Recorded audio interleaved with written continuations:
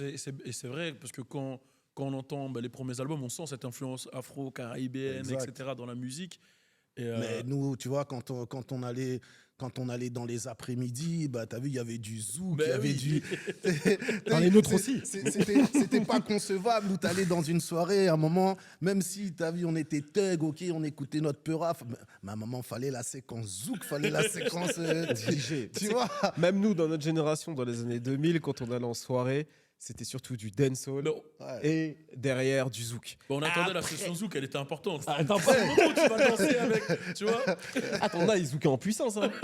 Ah, c'était quelque chose. Hein. Non, C'était c'était- le moment, tu vois. Ça, c'était la séquence que tout le monde attendait. Ah, fort, fort. T'avais fait ton repérage. C'est ça. Bon, t'avais snipé de loin.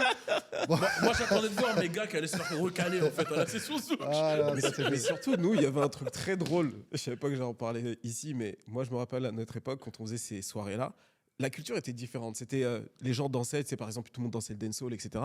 Mais en fait, nous, on demandait pas. Tu sais, tu venais, tu dansais, elle se retourne, elle te regarde. Si t'es moche, elle te dégage.